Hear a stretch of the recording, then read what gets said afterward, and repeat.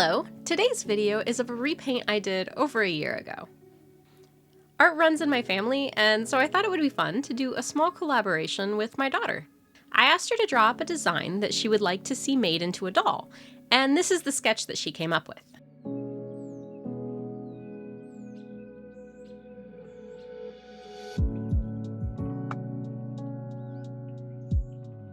We dug through my stock box together and both agreed that apple white would be the best base to use. I already prepped the doll, but I also popped the head into boiling water to help close the holes and to keep the head from splitting. The designer said she wanted bright red hair and chose this yarn.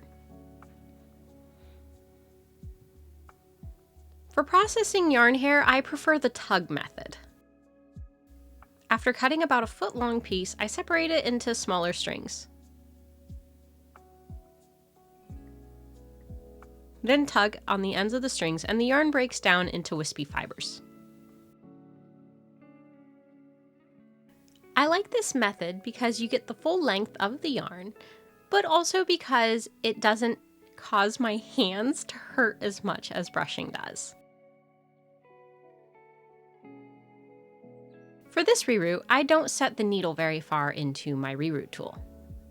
This puts more tension on your needle and can increase how often the end will break. But if your needle is longer than the end of your fiber, the hair will stay neatly hidden inside of the head. Usually you hook the needle over the middle of the fiber, but this rerooting method can help you use the full length of the yarn. Just make sure you hook the needle near the end of the yarn fiber before plunging it into the head.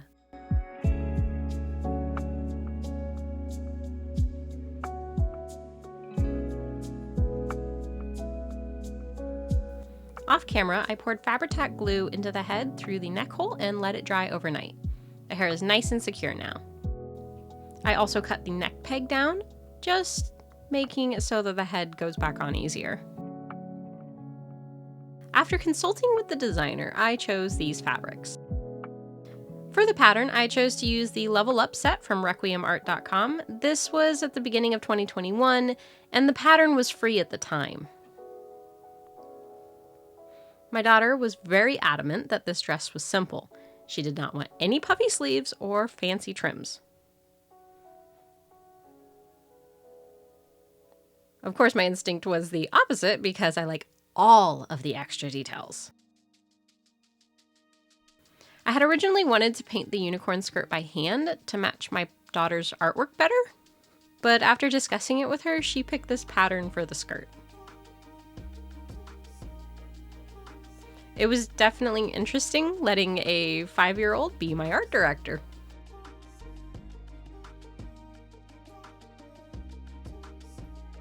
At this point, I was tired of hand sewing and just decided to glue the hem.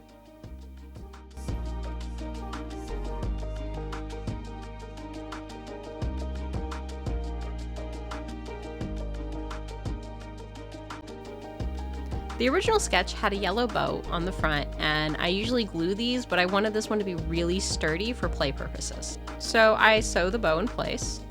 I glued on some Velcro on the back, so it's easy for little hands to close.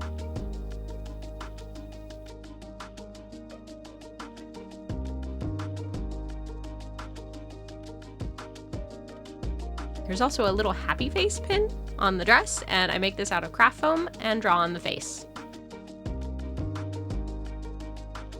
Then I glue this to the dress.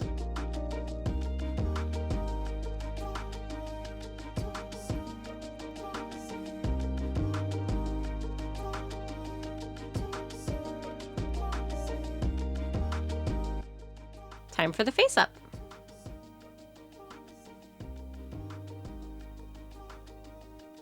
I tried to combine my daughter's sketch and my usual style.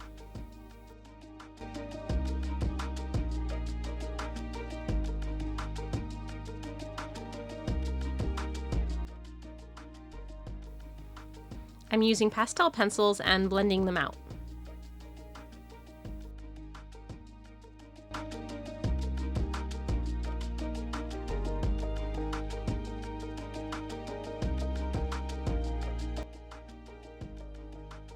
I usually draw out the shape of the eyebrows with watercolor pencils, but this time I wanted to give marking them softly with pastels a try. And cleaning them up with a kneaded eraser. For sharper lines, I switched to watercolor pencils.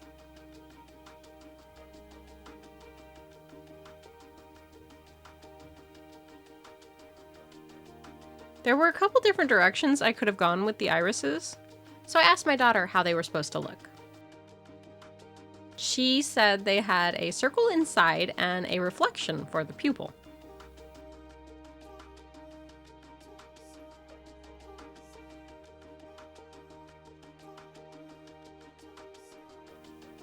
Pink, yellow, and red are her favorite colors, and I tried to bring those out the most in the face.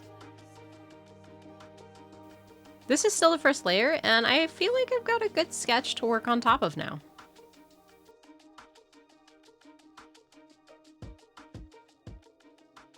I'm just adding in some pastels to define the face shape a little more before moving on to the next layer.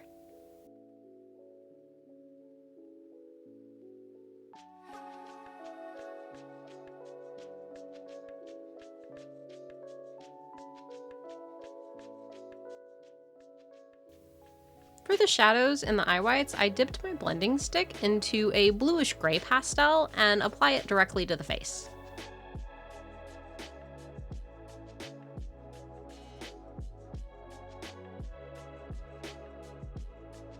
From here, I'm just building up the colors and the depths of the shadows.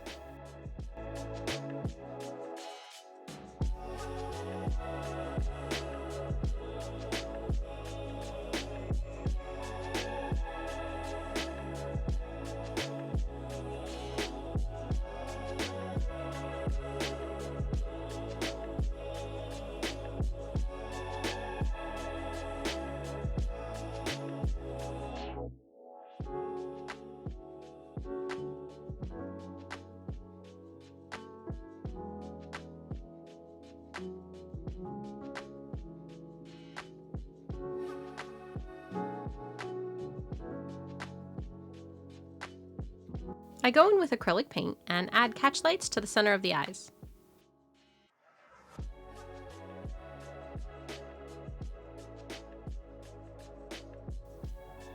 I also brighten up the highlights.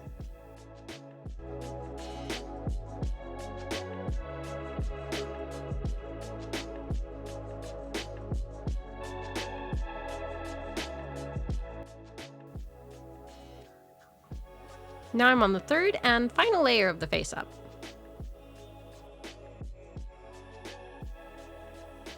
On this layer, I focus on really sharpening up the details.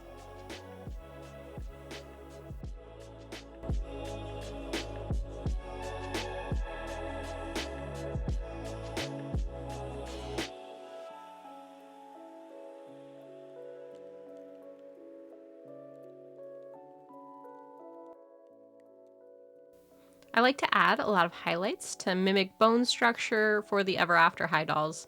Their faces are very flat, which leaves room for more freehanding and interpretation of the sculpt, but less help with the painting.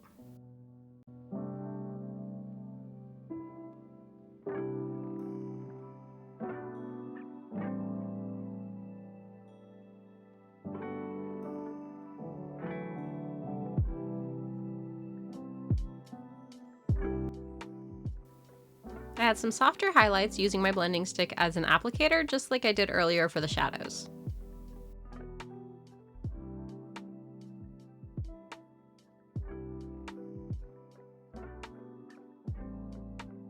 I go back over the eyelashes once more and deepen the eye creases.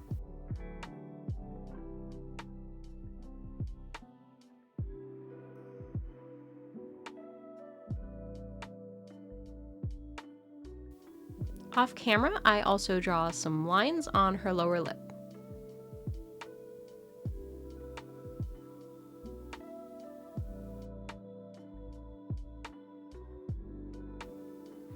I give the face a final seal of Mr. Super Clear to protect it. After she's dry, I gloss the eyes and the lips with Sculpey gloss.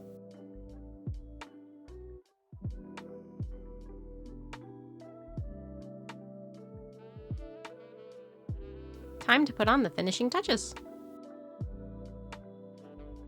I'm partial to the wave of unstraightened yarn, but the design called for a flatter hairstyle. I use my flat iron to straighten her hair off camera. There are a few small accessories to make before we're done. Using some soft craft wire, I loop it through another yellow bow. This will become a simple hair clip.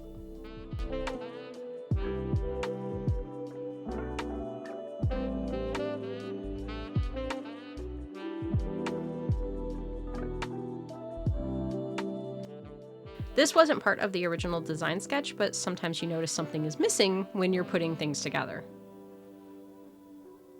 My daughter chose the color of the beads and the fruit for the necklace.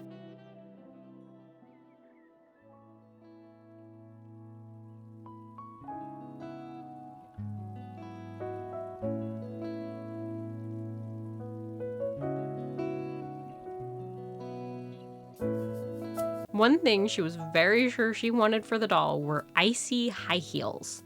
The closest I had were these Abby Bonnable boots. She told me not to cut them, but to make sure I painted on a snowflake design.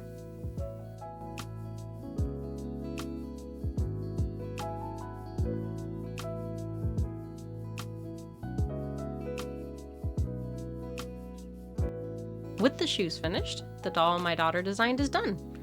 It's been 1.5 years since I first made this doll, and I'm only just now taking the photos. In that time, the purple heart that I had used fell off, and I could never find it, so I replaced it with a new pink one.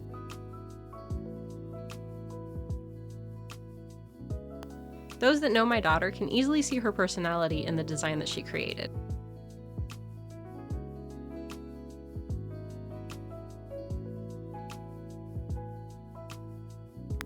I hope you enjoyed our small collaboration, and I'll see you next time.